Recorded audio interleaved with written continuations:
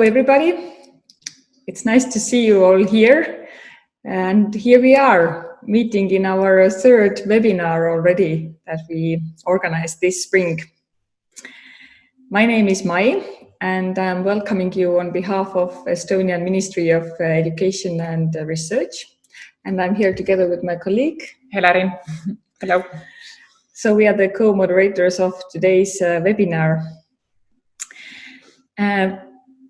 I would like to start with this, that we have been organizing these webinars about RPL, about validation. Basically, we have been spoken about the same thing, but we have been using different words to describe this same kind of process. And today, through those presentations, you will see another term that will be validation of prior learning. So don't be hesitated. This is still the same thing we are talking about, but this is just a word of terms that is quite confusing and differs from country to country.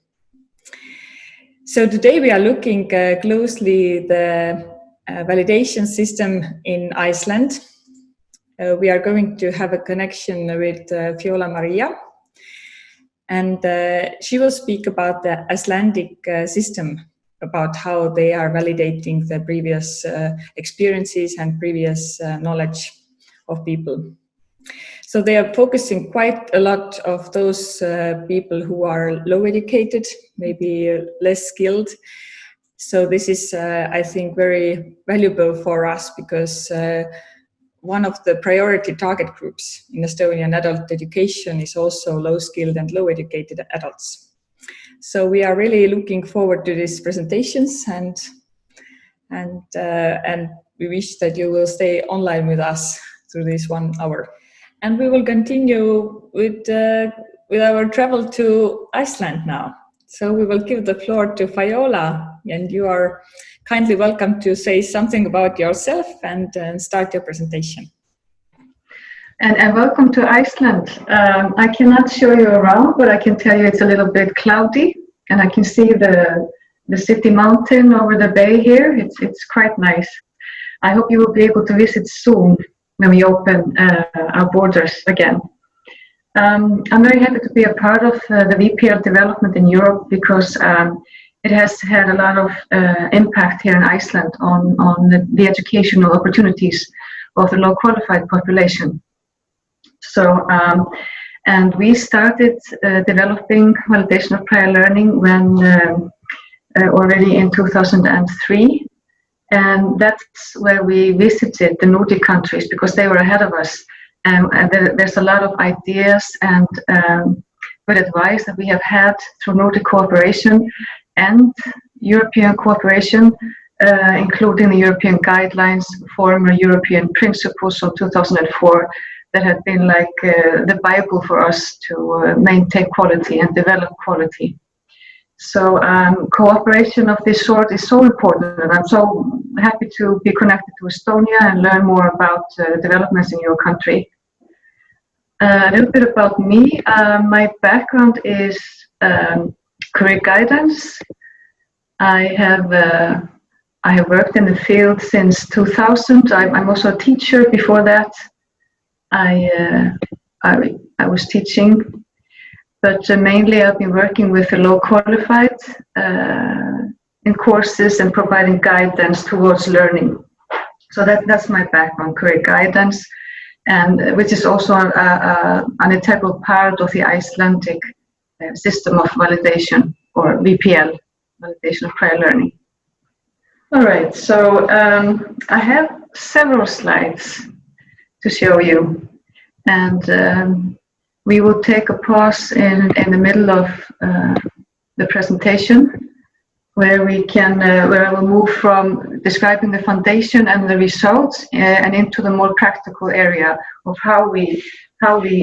which steps we take in the process. So to start with the foundation, this is based on a policy initiative here in Iceland. And basically the fact was that in year 2001 there were 33% of people on the labor market that were low qualified, had not completed education on upper secondary school level. So this was a huge concern for both the Confederation of Employers and the Confederation of Labor. So they came together and made an agreement on establishing the Education and Training Service Center. The acronym here is the ETSC in 2002. So this center where I work and have been working here since 2003, we have a service agreement with the Ministry of Education, Science and Culture, the MESC, where we are to focus on this target group through labor market agreements and focus on specific measures like validation of prior learning, educational pathways and guidance, adult guidance towards learning. In 2008, the policy was set that to lower the numbers in the group down to 10%, from 33 to 10%. We're not there quite this year. A lot would have to happen this year for us to obtain that measure, but we're getting a little bit closer.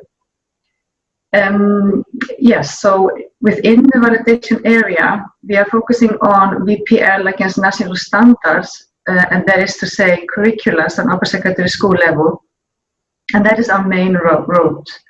And at the moment we have about 50 curriculums open for validation, and it's taking place in lifelong learning centers, which are the gateway for the adults to come in again into studies in cooperation with the schools, the upper secondary schools.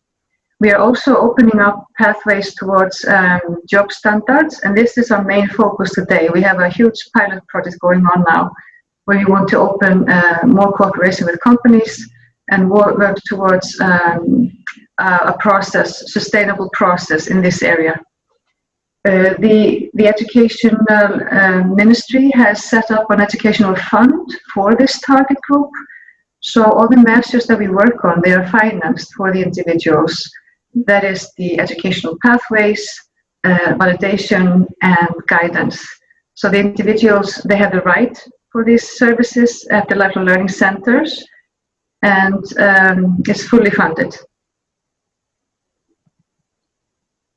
So the ETSC is owned by the Icelandic Federation of Labor, Confederation of Icelandic Employers, Federation of State and Municipal Employers, Employees Association of Local Authorities in Iceland, and the Ministry of Finance. So we cover the whole labor market.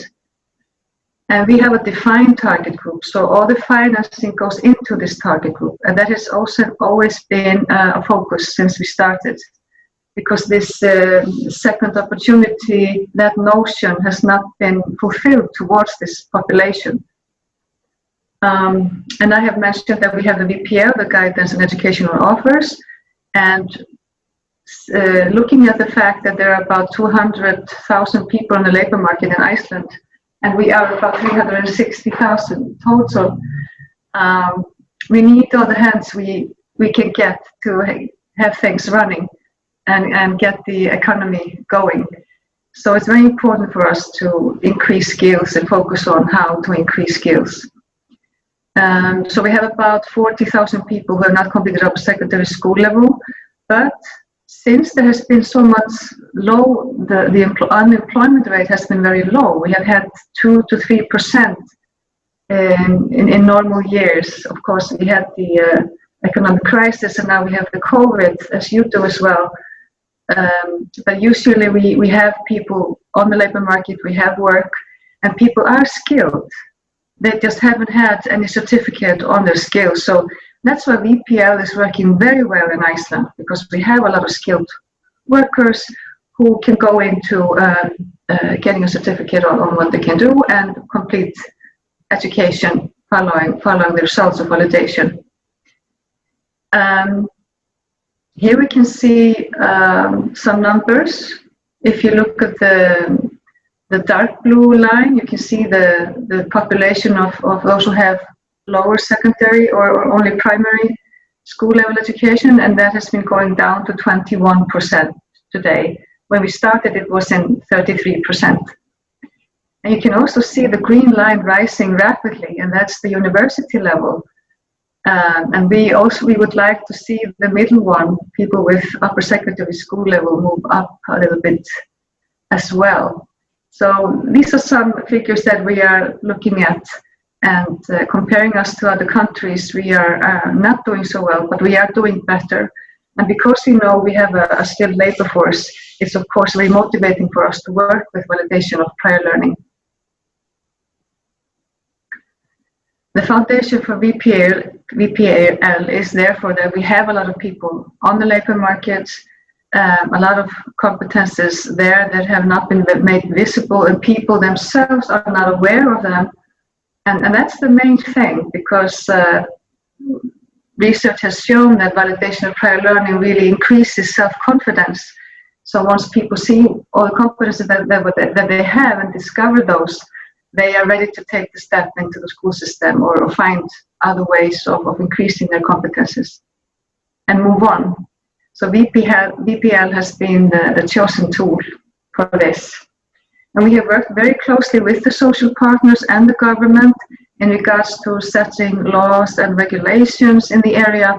And for each sector where we step into developing validation, we work very closely with the steering group, including all social partners, all relevant stakeholders. So we have a consensus on both the methodology, the assessors chosen, and the results, competence standards used, and so on. And we have this as a defined process. You cannot take one step of the process out and say that is validation. It has to be everything from information, documentation, assessment, and recognition. That is called validation of prior learning, not just one step like the assessment part. That's not validation. There has to be information and documentation first, and then recognition in the end. So that is what is financed here in Iceland.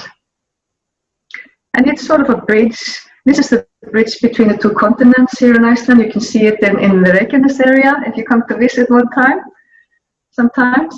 But you can say that validation is a real bridge between the non-formal learning and the formal learning, and also a bridge just into development of competences and awareness of competences.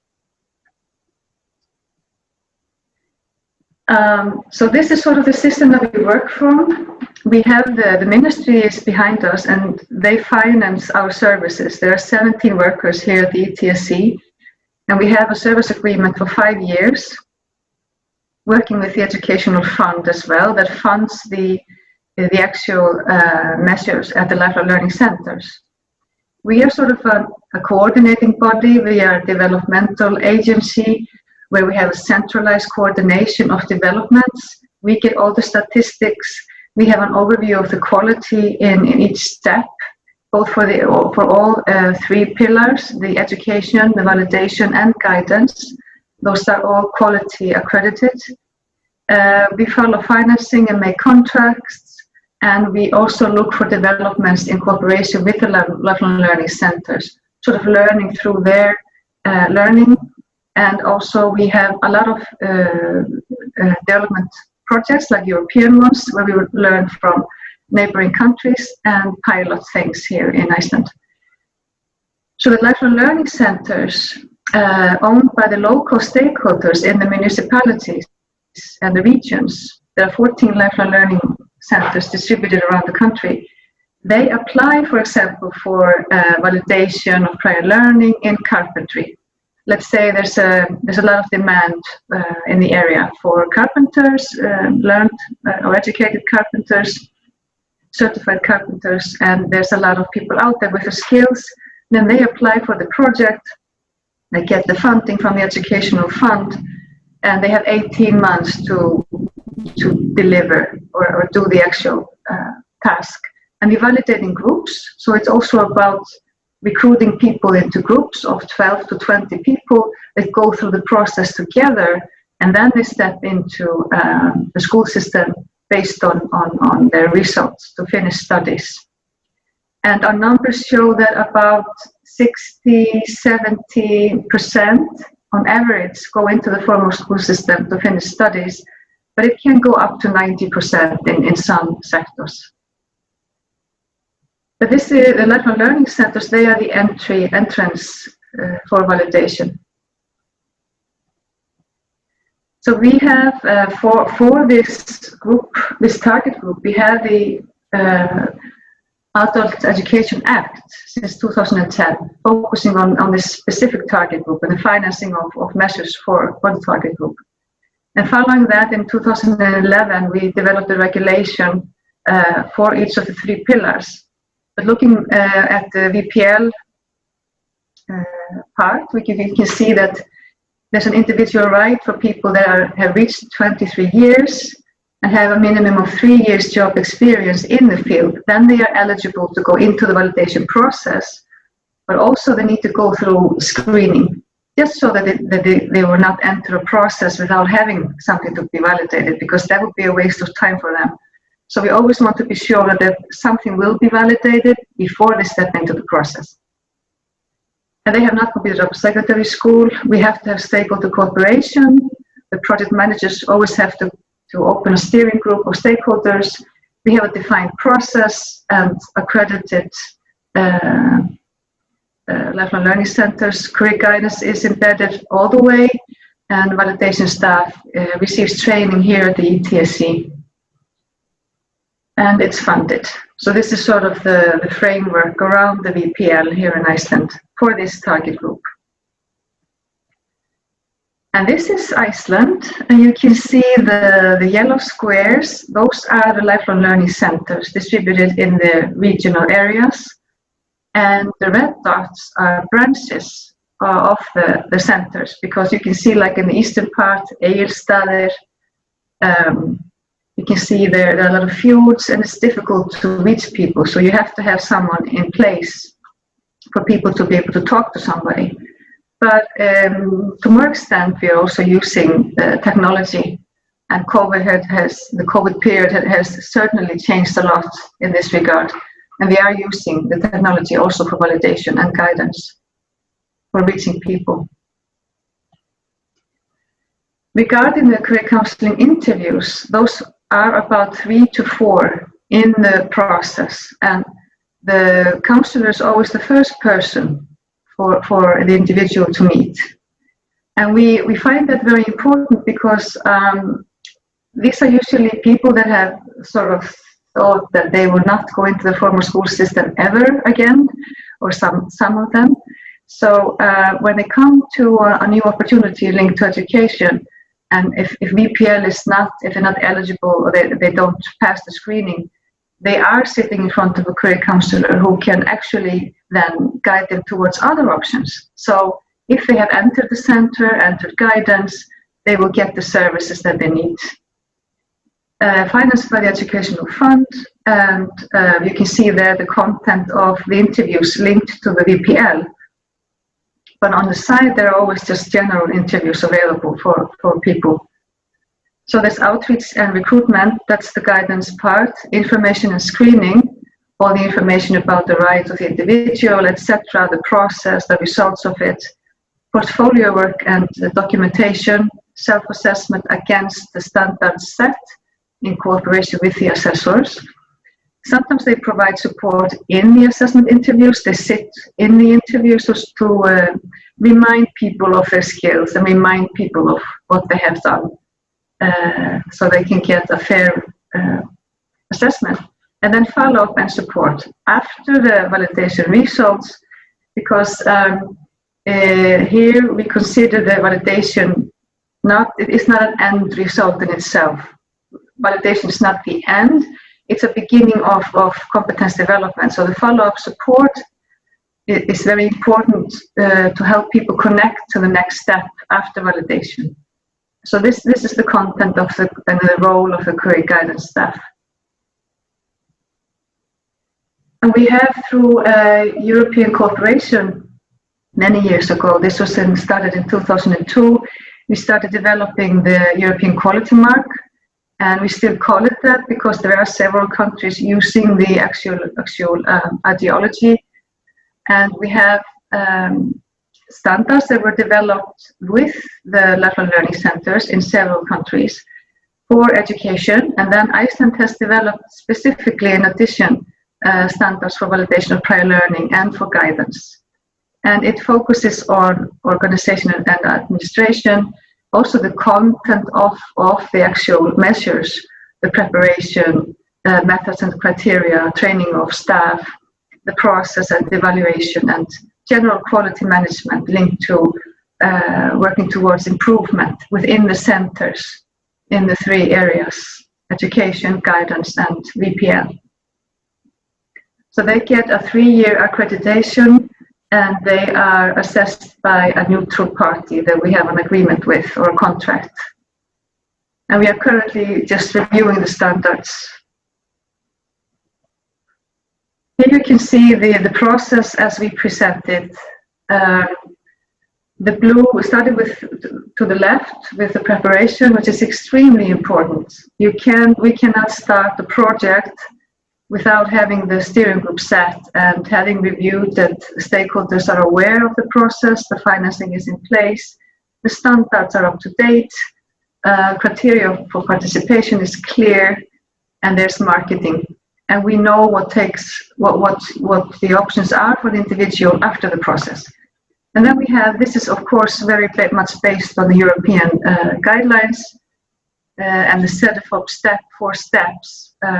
But we have added information and screening, portfolio work, self-assessment, assessment interviews, and then if that needs further verification, there's this 4th step, and then recognition. Project management, the project itself is in the hands of the project manager, who sees to that everything is taken care of. The career counselor is also working very closely with the project manager throughout the process, calls up the candidates and follows them through if they are not showing up and so on. And then the follow-up afterwards is in the hands of the counselor.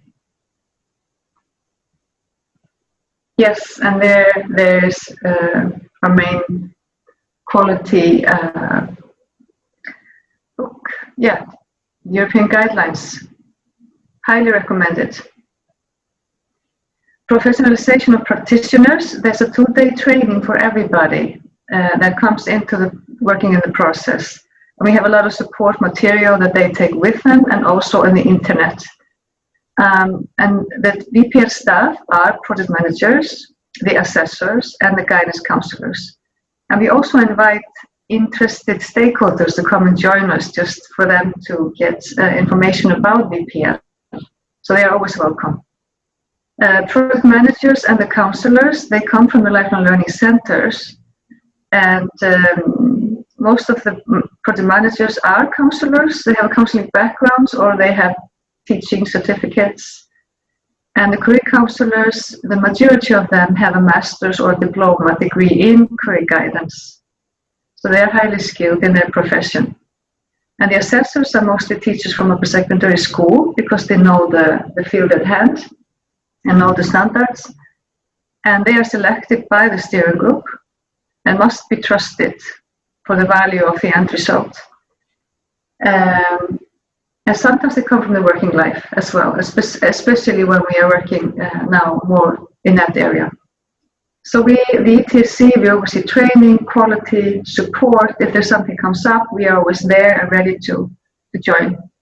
Statistics and reporting. Okay. So what is interesting about the Icelandic system, or what we consider a strength after having been running this for 16 years, this is the strong connection with working life, because that's where the value should be. We have a clear target group and funding linked to the target group that maybe needs this the most. We have a centralized coordination and we know what it costs. We can deliver that to the ministry, and this information and counseling is a part, an integral part. Just some results. So far, we have validated over 5,500 individuals. They are around 40 years of age, most of them. And so there are about 500 going through the system every year. And there always has to be a possibility to complete studies. A short table showing you where we are focusing our efforts. We have the vocational education, That's like a kindergarten assistant, healthcare assistant, and so on. You can see how many go through there. This is the year 2019. The certified trade used to be the largest one, but now the vocational education is even taking more space, as well as employability skills. Validation of those is rising and is popular, and general subjects is not working so well, but these are the numbers. So you can see that how the gender distribution is, and how many credit units we are validating, and so on. Yes, gender and numbers. You can just see that from 2007, it's been on the rise, and it used to be mostly male. The blue pole, this is the male, and the women are the red. So it's getting more equal, because we are now more into. We are not only in the trade, in the certified trades. We are more in the vocational education. Benefits of validation. We can see that after validation, about 60-70% go into studying or are aiming at completing studies. And this is a research conducted by Capacent in 2014. We are to conduct another one next year to get hopefully positive results as last time. But these are some of the results on the status after validation. And some of them are just better aware of their career development, and that's also a good thing for many people. How are you doing in school? This was a surprise for us, because we were sure that they thought school was difficult, but people going from validation and into the formal school system are doing very well. Some of them are even ranking top of their class. So they are very motivated, that we know. And we also know from the master's thesis and research that this is doing so much to the individual, being able to talk about competences and aware of competences, shortening studies, not having to take studies with teenagers from point zero, and it costs less. So there are a lot of benefits, and some of them cannot be calculated, but well, economically in the end they can be. So that was the first part, the system, the Icelandic system, in a very short presentation. So yeah, that was really interesting to see a word cloud, and since I've also been a part of the practical part when we conducted the pilot projects, I recognize a lot of it, and also when we are evaluating how things should be done, because the practical part needs to both attend to quality and efficiency, and the length of the process cannot be too heavy or too long, because then it will cost even more than going into the studies. So this is something that, for example, we have to report to the ministry, and we have to be efficient. So I'm going to run some slides, show you some slides that reveal how the process in Iceland is.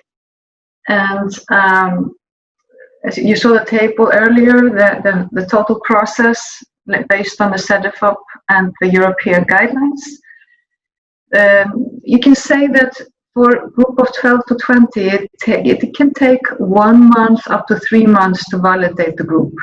So once you step into the validation process, the total length of time that passes until you get the results can be a month, 2 or 3 months. But time-wise, it may take you as an individual 12 hours of work, up to 20 hours of work, based on how much time you need to put into delivering the evidence that work on your portfolio.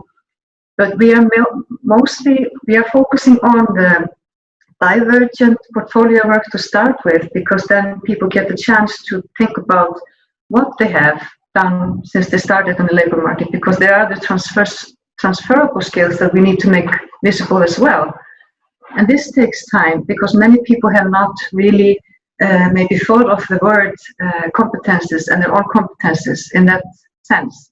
So usually there's a career guidance counselor that opens up the discussion about what is competence and how do we describe competence. And that can be very revealing for people, and this is something that we conduct in a group setting if people wish to take part in that. It's group work, the portfolio work. So people talk together and get ideas from each other. it's fun. The self-assessment, then we move into the convergent parts of the documentation.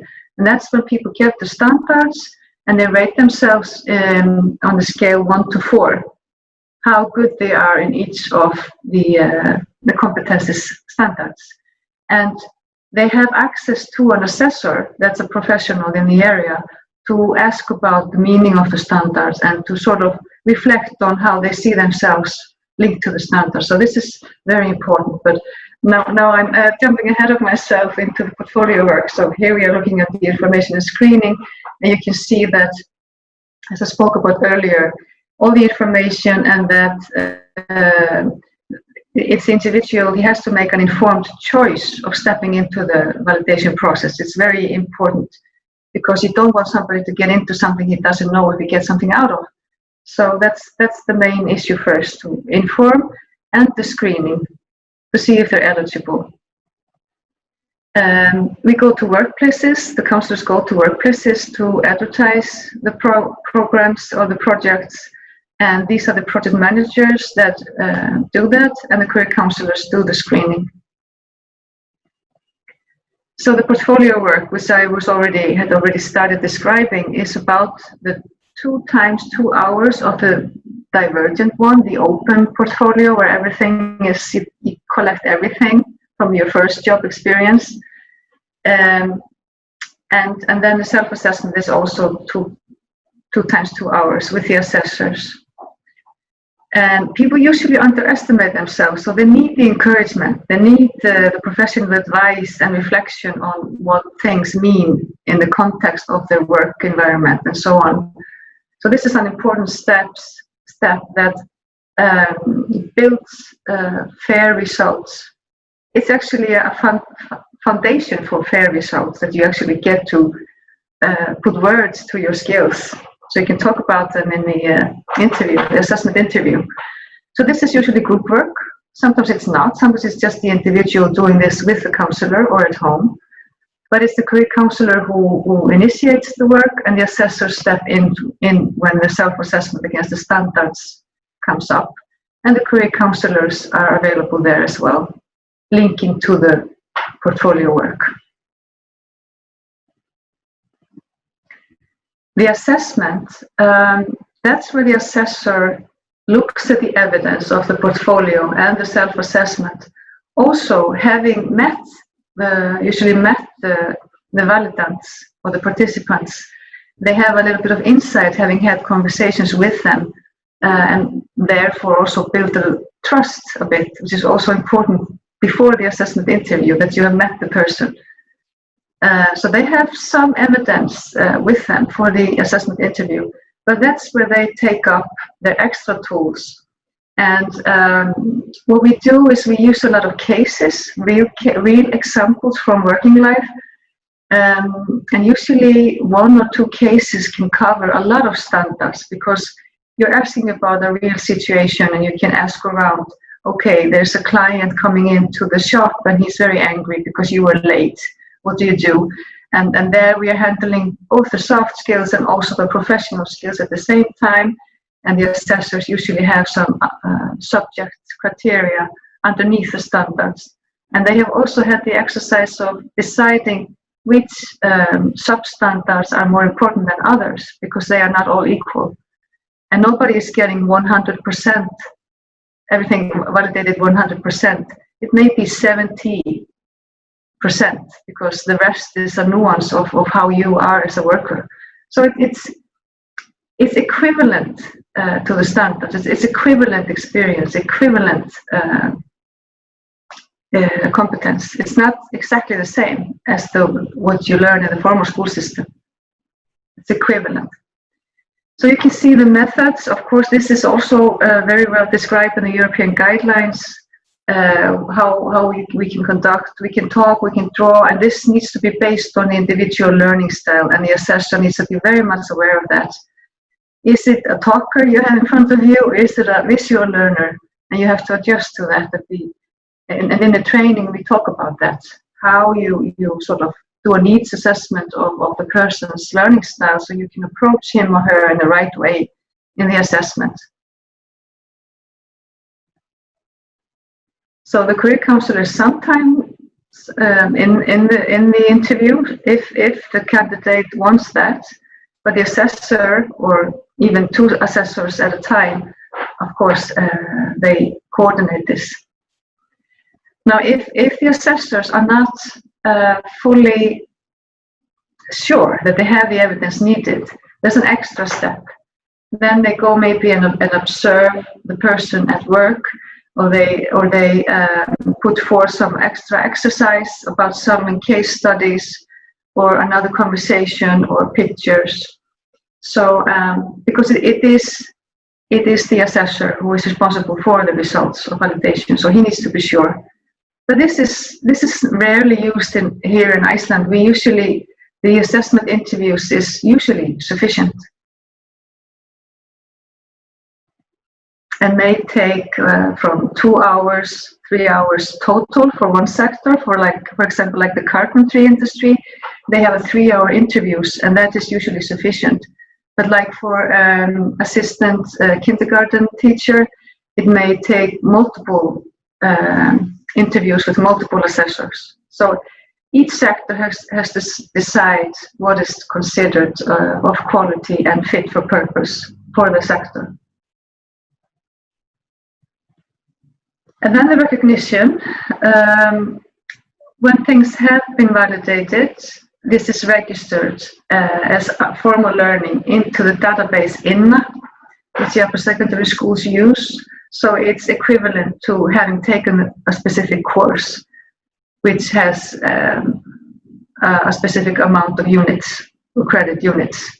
So this is all in the system now, and this is something that we have had in place since 2017. So we're very happy that we got it into the database. Before that, each lifelong learning center had to send us an Excel sheet, and you can just imagine how complicated that can be.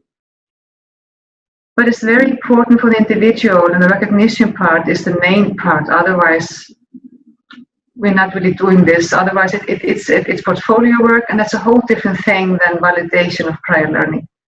It's the step. That's a step in the process. But the recognition is what the people get into their hands and to decide on the next steps. And the recognition is usually conducted as a celebration. So the group comes together and they get their certificates and they celebrate with their project managers, counselors, and the assessors. And we usually at that event, there are schools that come and inform. There's like a marketplace where schools talk about the options that the candidates may have after validation, so they can register.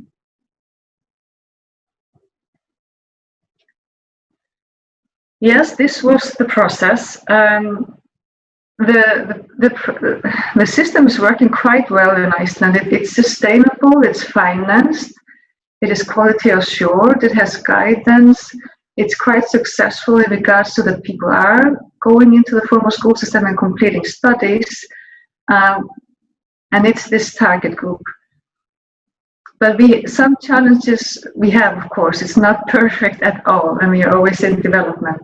We always need to work on trust in the process. That's why the quality issues are so important for us, the accreditation of those who conduct validation. Some sectors are reluctant to step in, and we have had conversations with some sectors for 10 years.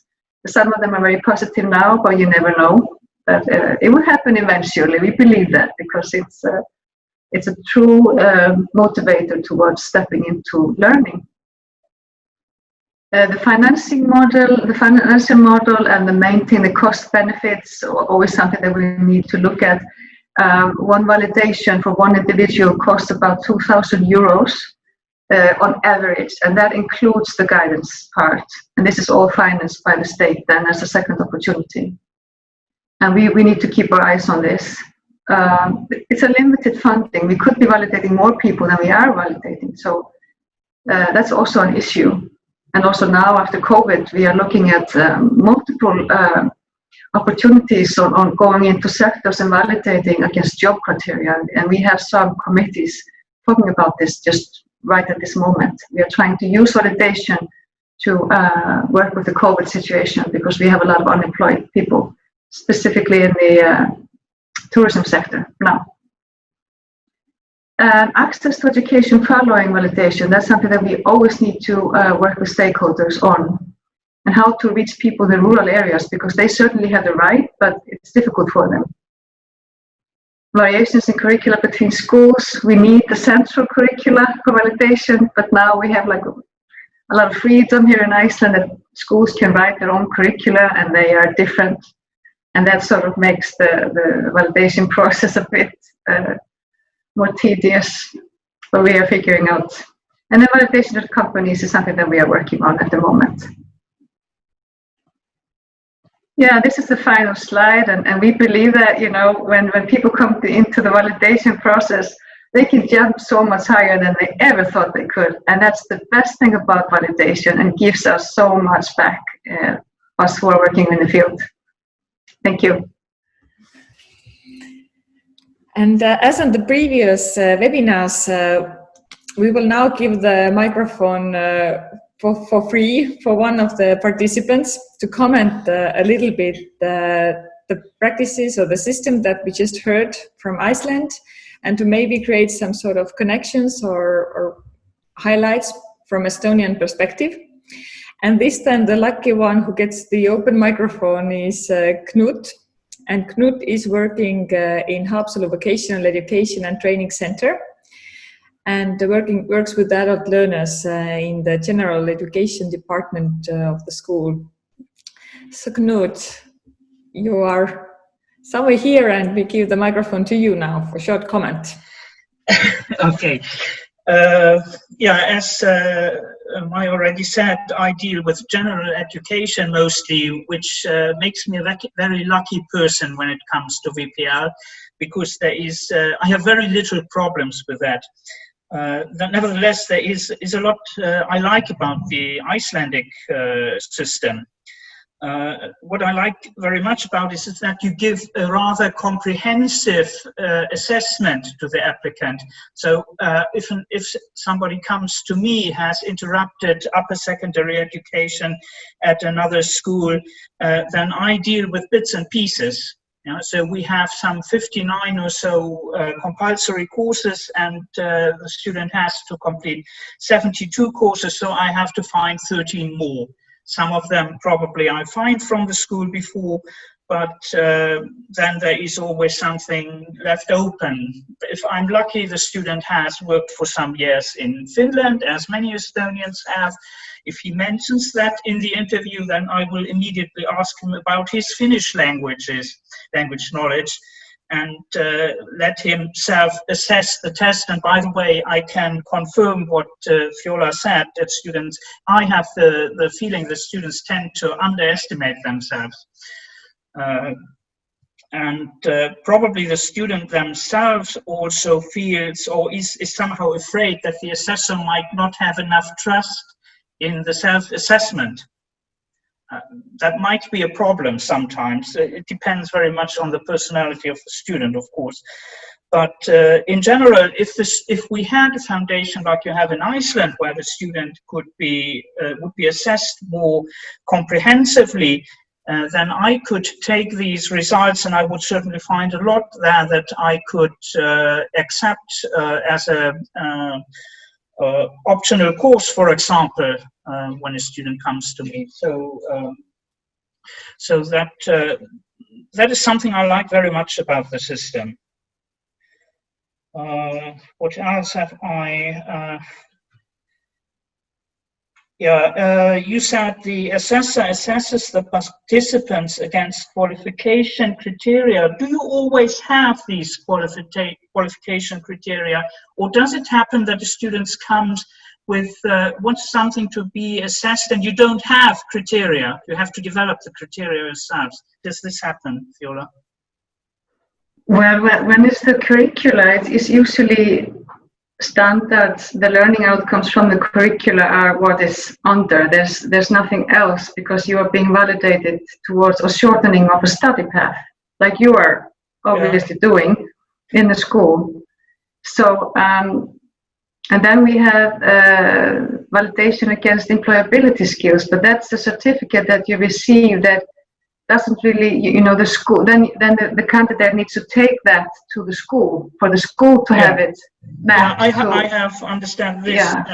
That was when Heleriin told me about your system. I first was a bit afraid, or I didn't really know whether the applicant themselves approaches you or whether the school approaches you, but I understand that the applicant themselves approaches you, and then he gets some kind of document that he can take to the school where he wants to complete. Well, actually, it's they are recruited because these are usually people at work.